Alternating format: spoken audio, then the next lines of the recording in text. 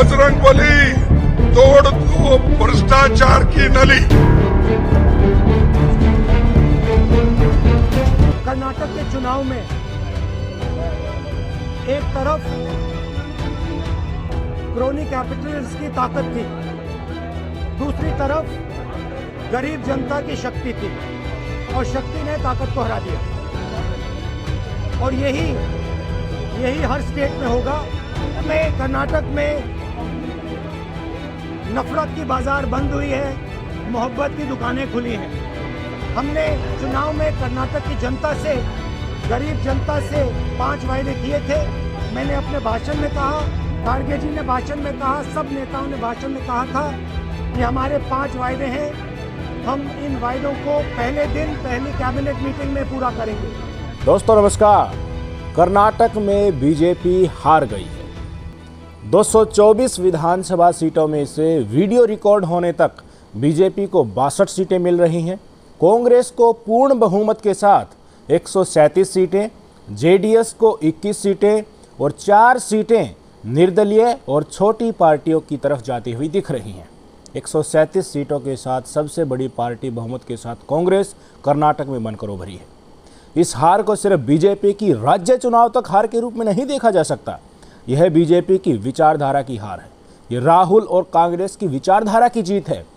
36 rally और 38 road show करना भी पीएम मोदी के काम नहीं आया।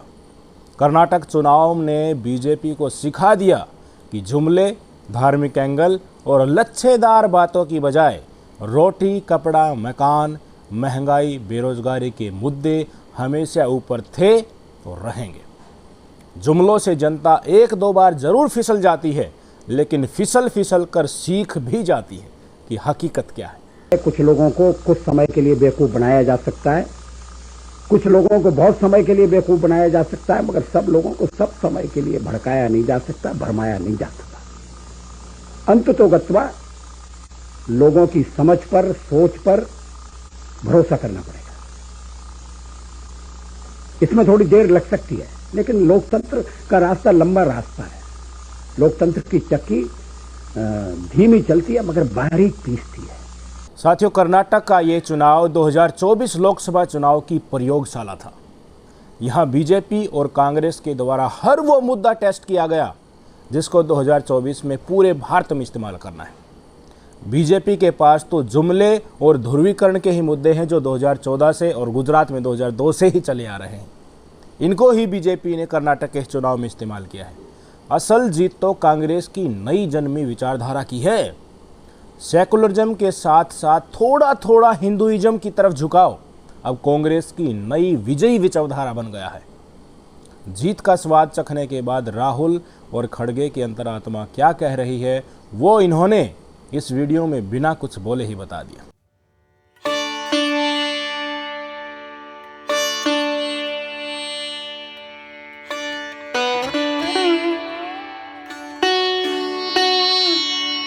पन्नों को आप अगर उठाकर देखेंगे तो बड़े ही सुनियोजित तरीके से कांग्रेस ने एक एक कदम आगे की तरफ बढ़ाया है, जिससे आज बीजेपी की जुमलेबाजी और ध्रुवीकरण की राजनीति धूल चाटने लगी है। मोदी के बड़बोलेपन और जुमलेबाजी का सामना करने के लिए कांग्रेस ने जनता में यह कहना शुरू किया कि हम जुमले नहीं फेंकते, दिखावी वादे जनता से नहीं करते हैं, पर जितने वायदे चुनाव में हम करते हैं ना, उनको 100% निभाते भी हैं।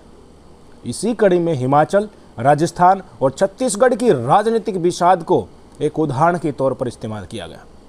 तीनों राज्यों में तत्काल प्रभाव से पुरानी पेंशन स्कीम को लागू किया गया, क्योंकि ये वादा हिमाचल के चुनाव से पहले किया गया था।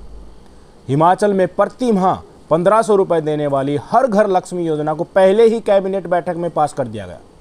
राजस्थान को मॉडल स्टेट के तौर पर पेश करते हुए 500 रुपये में गैस सिलेंडर दिया जा रहा है। फिलहाल अभी स्वास्थ्य का अधिकार दे दिया गया, जिसमें पैसे न होने पर भुगतान राज्य सरकार करेगी, जिसके चलते गरीब का इलाज नहीं रोका जा सकता।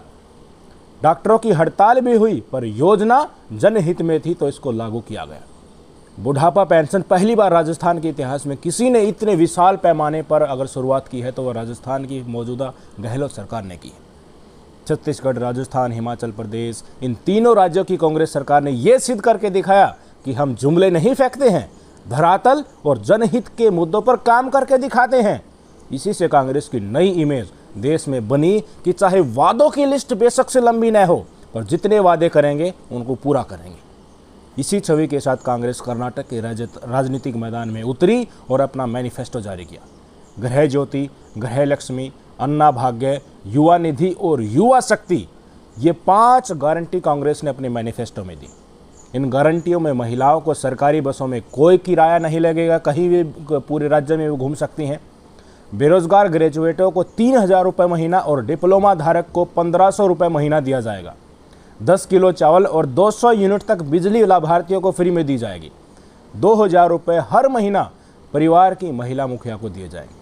ये 5 वायदे मैनिफेस्टो में जो लिखे थे, इनको अपनी रैलियों में कांग्रेस नेताओं ने जब जब पढ़कर सुनाया तो साथ में 6ठा वायदा भी किया। गौर कीजिएगा, वो 6ठा वायदा ये था कि इन सभी 5 वादों को सरकार बनते ही पहली कैबिनेट में ही अप्रूवल दे दिया जाएगा।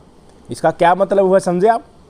ये मोदी साहब की जुमलेबाजी को फिसड्डी साबित करने और जनता को विश्वास जीतने की कांग्रेस की वही पुरानी योजना थी जो राजस्थान, हिमाचल, छत्तीसगढ़ होते हुए कर्नाटक पहुंची थी। ये तो था एक पहलू। दूसरा था अमूल वर्सेज नंदिनी। अमित शाह की चाल थी कि किसी तरह गुजरात के अमूल बिजनेस को कर्नाटक में घुसाया जाए, और जो तरीका गुजरात चुनाव में अपनाया था कि गुजरात में अमूल का दूध सस्ता और बाकी देश में महंगा, ये चाल अपनाई जा सके। इसमें बीजेपी के अकाउंट से 1 रुपया नहीं लगने वाला था, आपको पता है। अमूल को कर्नाटक का बिजनेस मिल जाता, बदले में अमूल क्या करता, चुनाव के समय में दूध के दामों में कटौती करके बीजेपी का कर्ज उतार देता, वोट बैंक साधने में मदद करता। पर यह दाव भी बीजेपी का उल्टा पड़ गया। राहुल गांधी और दूसरे कांग्रेसी नेता नंदिनी स्टोर पर जाकर आइसक्रीम खाने लगे और जनता को बताया कि अमूल के आने से नंदिनी ब्रांड जो है बर्बाद हो जाएगा। जिन लोगों को इससे रोजगार मिला है या फिर जिनका पसंदीदा और किफ़ायती ब्रांड नंदिनी ही है, उनका बहुत बड़ा नुकसान होने वाला है। बीजेपी ने बाद में चीज़ों को सुधारने की कोशिश की, पर तब तक जनता में सेंटीमेंट बीजेपी के अगेंस्ट में बन चुका था। अब तीसरे मुद्दे पर आते हैं। बीजेपी का असल वोट बैंक जितना भी कर्नाटक में है, वो ध्रुवीकरण के ही कारण है। एक ही इलाके में है जहां वो ध्रुवीकरण करते हैं। 2018 में 104 सीटें आई थी, पर वो जेडीएस नेता HD कुमारस्वामी की दगाबाजी के चलते लिंगायत समुदाय की नाराजगी की वजह से तत्काल जो उत्पन्न सेंटिमेंट हुआ था, उसकी वजह से आई थी। ये सीटें कांग्रेस के प्रति जनता की नाराजगी की वजह से नहीं आई थी 2018 वाली। अब की बार भी बीजेपी ने ध्रुवीकरण के मुद्दे को बनाने की पूरी कोशिश की। पहले मुसलमानों को मिले आरक्षण को खत्म करके वोकलिगा और लिंगायत समुदाय में बांट दिया। फिर एक भी मुसलमान कैंडिडेट को टिकट नहीं दिया गया। एक वरिष्ठ बीजेपी नेता ने कर्नाटक चुनाव प्रचार में स्टेज से ये तक कह दिया कि हमें मुसलमानों का एक भी वोट नहीं चाहिए। टीपू सुल्तान द केरला स्टोरी के नाम पर जमकर बीजेपी ने हिंदू मुस्लिम किया। रामनवमी पर जो हिंसा हुई थी, उसमें दंगाइयों को उल्टा लटकाने की बात जो अमित शाह ने कही थी, वो मुसलमानों का नाम लिए बिना एक ध्रुवीकरण की बिसात ही थी।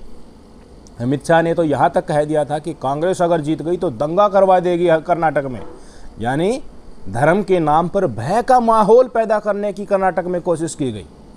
पर अमित शाह जी भूल गए थे कि इसी कर्नाटक से राहुल गांधी जब भारत जोड़ो यात्रा करके निकल रहे थे, तो उन्होंने सिर्फ एक ही संदेश दिया था कि डरो मत।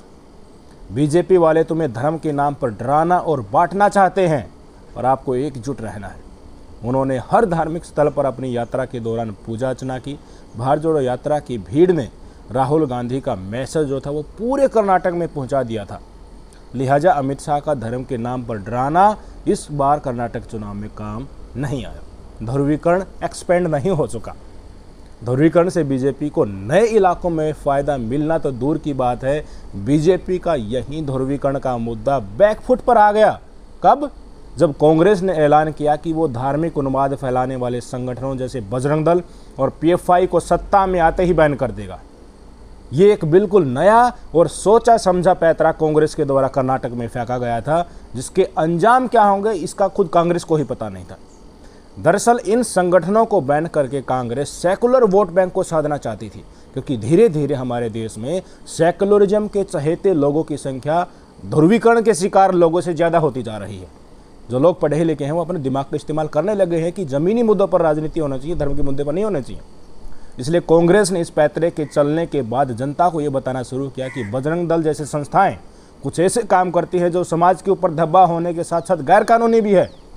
और हमने देखा भी किस तरह से हिंदी प्रदेशों में कई जगहों पर बजरंग दल वाले भड़क गए और कांग्रेस के कार्यालयों तक में घुस गए, तोड़फोड़ की, हर वो गैर कानूनी काम किया जिसके चलते कांग्रेस ये दिखा सके कि देखिए अब भी ये लोग क्या कर रहे हैं। हिजाब का जो मुद्दा गरमाया था उसको अब यहाँ ड्रॉप किया गया, दिखाया गया कि किस तरह फंडामेंटल राइट्स का हनन करने में बजरंग दल ने कैसे समाज में एक माहौल पैदा किया जिससे अनगिनत मुस्लिम महिलाओं को हिजाब बैन के चलते अपनी पढ़ाई छोड़नी पड़ी। कांग्रेस ने चुनावी मंच से कर्नाटक की जनता को बताया कि हिजाब मुद्दा बजरंग दल ने उठाया और उसको प्रोटेक्ट बीजेपी के नेताओं ने किया। ये पूरी बिसात ही बीजेपी की बिछाई हुई थी। मुस्लिमों और सेकुलर विचारधारा को मानने वाले लोगों में इसका बड़ा प्रभाव पड़ा कि देखिए स्कूल छोड़ना अगर हिजाब की वजह से पड़ रहा है तो ये बिल्कुल गलत है। इसको हर धर्म की विचारधारा के लोगों ने गलत माना और बीजेपी बैकफुट पर गई। जिस बीजेपी नेता ने हिजाब बैन के मुद्दे को पूरी जोर शोर से बनाए रखा था, बीजेपी ने उसका टिकट ही काट दिया। वो सुबह सुबह कर रो रहे थे, आपने न्यूज़ में देखा भी होगा। पर बीजेपी का ये डैमेज कंट्रोल काम नहीं आया। सेकुलर और अल्पसंख्यक लोगों का जो सेंटिमेंट था वो यहाँ भी बीजेपी के अगेंस्ट बन गया। मोदी जी बजरंग दल के बैन को बजरंग बली के अपमान से जोड़ने की पूरी कोशिश कर रहे थे पर यह हथकंडा चला नहीं। कांग्रेस बरोबर जनता के बीच जाकर बजरंग दल के घिनौने कामों को गिनवाती रही और जनता को ये बताने में सफल रही कि बजरंग दल को बैन करना बजरंग बली का अपमान बिल्कुल भी नहीं। इसी कड़ी को और मजबूत करते हुए कांग्रेस ने यहाँ हल्का सा धर्म का तड़का लगा दिया। कांग्रेस नेता DK शिव कुमार ने कहा कि सत्ता में आने के तुरंत बाद हम पूरे कर्नाटक में बजरंग बली के मंदिर बनवाएंगे, भव्य मंदिर बनवाएंगे। उनकी इस घोषणा से बीजेपी का बजरंग दल को बजरंग बली से जो जोड़ना था वो मुद्दा फीका पड़ गया। इसी बीच सारे कांग्रेस के नेता बजरंग बली की पूजा अर्चना करते हुए दिखाई दिए। सोशल मीडिया पर फोटो उन्होंने अपलोड की। राहुल गांधी ने भगवान बसवेश्वररा की जयंती पर कई घंटों तक पूजा अर्चना की, एक बड़ी रैली भी वहां की। कुल मिलाकर बीजेपी के धार्मिक कार्ड पर अब की बार कांग्रेस का सेकुलरिज्म विद लिटिल हिंदुइज्म का जो कांग्रेस का कार्ड था वो महंगा पड़ गया। आज भी आपने खबरों में देखा होगा कि प्रियंका गांधी हनुमान मंदिर में आरती करती हुई नजर आई। अब इस मुद्दे को कांग्रेस 2024 में भी टेस्ट करने वाली है। मोदी जी बड़ा ही दम भरते हैं ना कि हम बूथ लेवल तक काम करने वाली पार्टी है, पर हकीकत इसके उलट है। बीजेपी समाज के मुद्दों पर बूथ लेवल तक काम नहीं करती है। दरअसल RSS, बजरंग दल, विश्व हिंदू परिषद, करणी सेना, हिंदू सेना जैसी संस्थाएं बीजेपी के लिए बूथ लेवल तक ध्रुवीकरण फैलाकर लोगों का माइंड वॉश करती हैं और यहाँ पर ही कांग्रेस की असल मुद्दों की राजनीति पिछड़ जाती है। अब इसका चारा यही है कि कांग्रेस भी पैरेलल में इस तरह की संस्थाएं खड़ी करे जिनको रेगुलर फंडिंग करके कांग्रेस का अनुकूल वातावरण बनाया जा सके, पर ये तो कांग्रेस की विचारधारा के अनुकूल होगा ही नहीं। तो दूसरा चारा तो बस यही बचा कि ध्रुवीकरण की संस्थाओं को बैन करके उनको कमज़ोर कर दिया जाए और इसी दिशा में अब कांग्रेस आगे बढ़ रही है।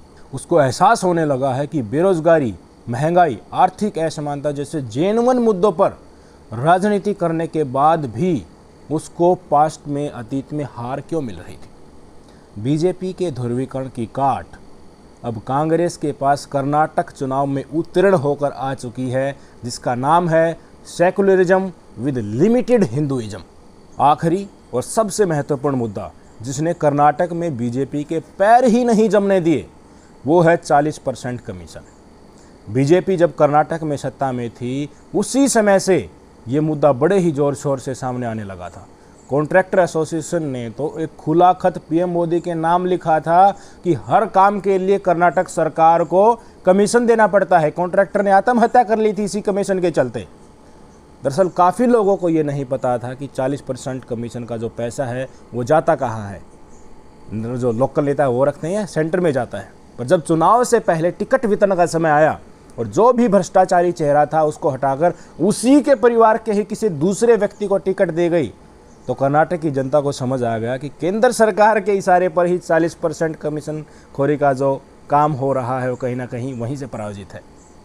बीजेपी को चुनाव में अपने प्रचार के लिए और चुनी हुई सरकार को गिराकर विधायकों की करोड़ों में खरीद फरोख्त करके अपनी सरकार बनाने में ढेर सारा पैसा चाहिए होता, आपको पता है। और पैसा कर्नाटक जैसे राज्य जो देश का दूसरे नंबर का अमीर राज्य है टैक्स कलेक्शन के मामले में, वहां से लिया जाना तो लाजमी है। कमीशन खोरी का बीजेपी का कच्चा चिट्ठा तो तब खुला जब कांग्रेस ने बीजेपी का करप्शन रेट कार्ड जारी कर दिया, सभी न्यूज़पेपर में छप गया।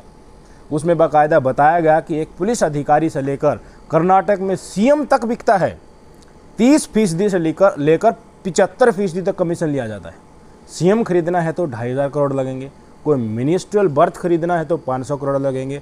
इस तरह कांग्रेस ने आरोप लगाया कि बीजेपी की 40% कमीशन सरकार ने पिछले 4 साल में 1,50,000 करोड़ कर्नाटक की जनता के लूट लिए। डबल इंजन सरकार कर्नाटक के लिए ट्रिपल इंजन सरकार बन गई। करप्शन के मुद्दे पर बीजेपी पूरी तरह से घिर चुकी थी। छोटे से लेकर बड़े नेता तक मंच से चिल्लाते रहे कि हमने 80 करोड़ लोगों को फ्री राशन दे दिया, आयुष्मान कार्ड दे दिया, किसान सम्मान निधि दे दी, वंदे भारत ट्रेन चला दी, रोड और एक्सप्रेसवे बना दिए। 2014 से पहले भारत घुटने के बल चलता था, मोदी जी के आने के बाद देश का तो भाग्य ही बदल गया। कांग्रेस मुझे गाली देती रहती है, बाकायदा मोदी जी ने गिनवाया भी कि 91 बार उनको गाली दी जा चुकी है। कर्नाटक को देश से अलग करने की कोशिश कांग्रेस कर रही है। कांग्रेस टुकड़े टुकड़े गैंग की सरगना है। और साथियों, जब ये बातें बीजेपी नेता स्टेज से बोल रहे थे तो कांग्रेस वाले काउंटर में महंगाई, बेरोजगारी, जीएसटी व नोटबंदी के जरिए एमएसएमई और जींस फैक्ट्रियां कैसे बर्बाद होगी, इस पर कर्नाटक की जनता का फोकस करवा रहे थे। प्रियंका गांधी कह रही थी कि दुनिया का पहला ऐसा पीएम होगा जो कुर्सी पर होते हुए भी जनता के सामने आकर रो रहा है। रोती हुई जनता उसको नजर नहीं आ रही, जनता की प्रजा की पीड़ा उसको नजर नहीं आ रही, खुद की पीड़ा लोगों को बता रहा है। मोदी जी का 2013 का जो चुनावी भाषण था वो भी बड़ी जोर शोर से वायरल हुआ, जिसमें मोदी जी कह रहे हैं कि वोट डालने से पहले रसोई में रखे गैस सिलेंडर को नमस्कार करके जाना। लोग 1150 रुपए के गैस सिलेंडर को नमन करके वोट डालने गए और रिजल्ट आज आपके सामने। आज की राजनीतिक सच्चाई ये है कि जिस व्यक्ति के पास 2014 में हर समस्या का समाधान था, वो अब खुद ही देश के लिए बड़ी समस्या बन गया। आज उसके पास ध्रुवीकरण के नाम पर वोट मांगने के अलावा कुछ नहीं है। और गजब तो आज तब होगा जब ध्रुवीकरण के आखिरी हथियार को ही कांग्रेस ने ध्वस्त कर दिया। 2024 की मुनादी आज से शुरू हो चुकी है। आज से लेकर 2024 की 10 मई तक हर दिन मोदी लहर मोदी के लिए विष बनकर बरसेगी। देखते जाइए होता क्या है। 40% सरकार अगर कर्नाटक की कुर्सी छीन सकती है तो अडानी का लाखों करोड़ों का, लगभग 12 लाख करोड़ का भ्रष्टाचार पीएम की कुर्सी भी छीन सकता है। आगे आगे देखिए होता है क्या। नमस्कार।